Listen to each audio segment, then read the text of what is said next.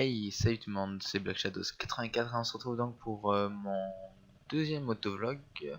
Alors, ça sera mon deuxième et dernier normalement avec en voix off. Donc normalement, parce qu'après je vais recevoir le caisson de GoPro qui me permettra de pouvoir enregistrer le son de ma voix via mon casque et donc sur la moto.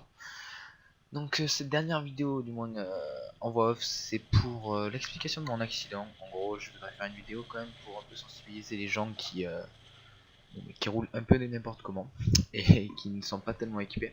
Donc déjà pour dire une chose, c'est que quand on est en moto, euh, faut pas se croire invincible premièrement. Pour tous ceux qui rouleraient en 50 ou autres, qui penseraient que à 50, 30 km/h on se tue pas ou on n'a pas de problème. Si, si, parce que je vais vous expliquer mon accident. En fait, ce qui s'est passé, ça va faire 2 mois. C'était le 12 décembre. Alors c'est un accident fautif, mais entièrement de ma faute, par manque d'inexpérience et par peut-être un peu trop de confiance. C'est comme ça qu'on apprend. Et heureusement que j'étais équipé. Franchement, je le dis, heureusement que j'étais équipé.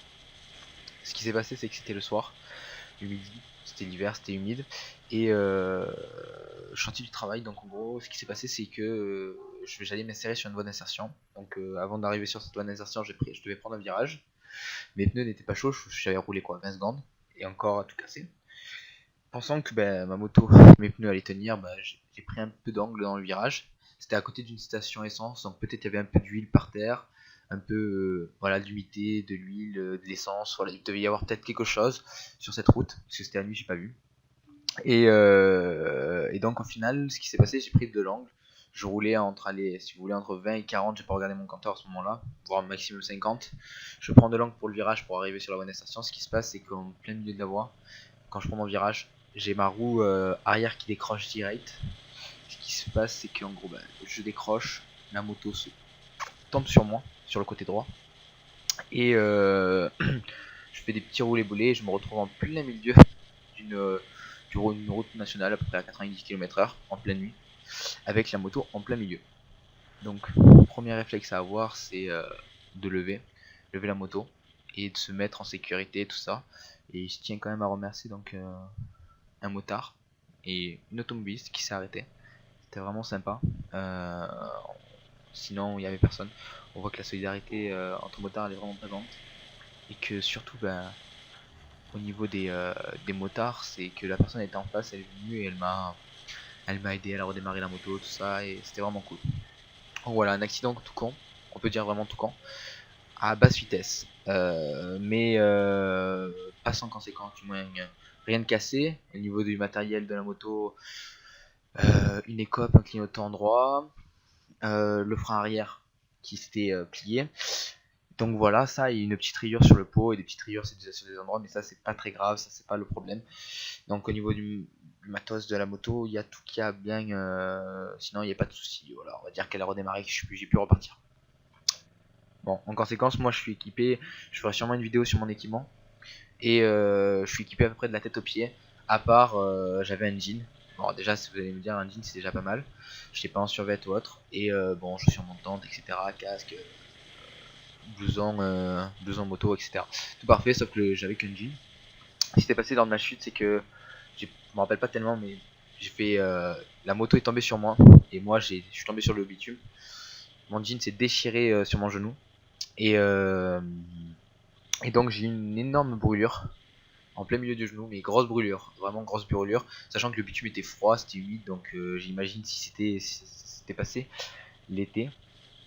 Donc là, normalement, je vais vous montrer une photo, donc voilà, une photo de mon genou, sachant que c'était un jour après, et que pendant au moins un mois, j'ai des hématomes qui ont poussé de chaque côté, sur les côtés, sur ma cheville, etc. Toujours, j'avais un hématome qui sortait. Pour le moment, j'ai encore même un hématome. Donc là, on est en février. J'ai encore l'hématome qui est. C'est un hématome qui fait à peu près 4 cm sur 4 cm quand j'ai fait l'échographie. Rien de cassé, mais sauf que c'est un hématome qu'il faut attendre qu'il parte et qu'il disparaisse. Ça prend du temps. Donc voilà. Imaginez-vous que j'avais qu'un jean. Imaginons que j'avais un survêt. Je pense que ma peau était brûlée. Et que j'avais le survêt qui s'est mélangé. En plus de ça, j'ai eu vraiment de la chance. C'est qu'au niveau des chaussures hautes, donc de mes chaussures moto, elles m'ont protégé la cheville. C'est ce qui s'est passé quand je suis tombé en fait. j'ai voulu retirer mon pied, mais je crois que j'ai pas été assez rapide. J'ai dû toucher la pédale, du frein arrière. Ce qui s'est passé, c'est qu'en fait, en gros, elle a râpé sur ma cheville. Et j'ai ma chaussette quand même à l'intérieur qui s'est déchirée avec un petit trou qui s'est fait, mais rien de grave, pas de problème. Alors j'imagine si j'étais en basket ou autre, je pense que je me relevais pas de cet endroit. Je me relevais pas parce que la pédale, avec le poids de la moto, transperçait ma cheville. Donc voilà, vous imaginez ces 30 km/h, c'est pas, c'est pas énorme comme vitesse, mais on peut vraiment vite se faire mal. Et tout dépend de la zone. Il y a peut-être quelqu'un qui va se casser la gueule à 90 qui n'aura rien, et quelqu'un qui va se casser la gueule à 20 qui va mourir. C'est tout con, mais pour l'instant, j'ai pas eu de contact avec une voiture ou autre, donc en gros, j'ai pas été rentré dedans par une voiture par la suite, etc. Mais j'ose imaginer sur une route comme ça où il y a beaucoup de voitures, si j'avais été pris avec un contact ou faire écraser ou autre, ça aurait pu arriver. C'est très grave. C'est pour ça que je voulais faire cette petite vidéo, pour dire que quand même les accidents, c'est jamais anodin, que ça permet de prendre conscience parce que bon, il y a rien de grave, je suis tombé, mais pour tous les jeunes, pour tous ceux qui roulent, équipez-vous quand même, équipez-vous parce que votre carrosserie, c'est vous. Et moi, j'avais qu'un jean. La brûlure que je vous ai montrée, elle est déjà bien énorme. Alors j'imagine même pas si vous étiez en manche courte, t-shirt, tang, vous seriez à l'hôpital. Ouais. Tout peut arriver. Je crois qu'après il faut prendre une maturité sur ça, que vous soyez un scooter ou pas, parce qu'on sait très bien que tous les scooters sont débridés. Vous pouvez atteindre des vitesses, on va dire, assez folles pour votre âge. Faites attention, roulez prudemment, et puis pensez à être équipé. C'est le seul point que j'aimerais que vous reteniez, c'est être équipé.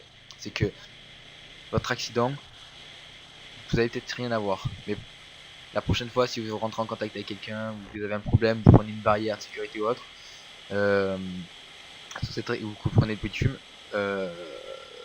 vous pouvez y rester. Et que c'est pas anodin tout ça. C'est pas anodin et il faut faire attention. C'est votre corps. Si vous, par rapport à la moto, vous devenez tétraplégique ou autre, vous savez que votre vie est gâchée, quoi. Et que votre patience est finie. Donc pensez aux autres, pensez surtout à vous, et pensez à vous équiper, au moins le strict minimum. Déjà mettre un jean, c'est déjà, je pense, déjà pas mal pour être en scout.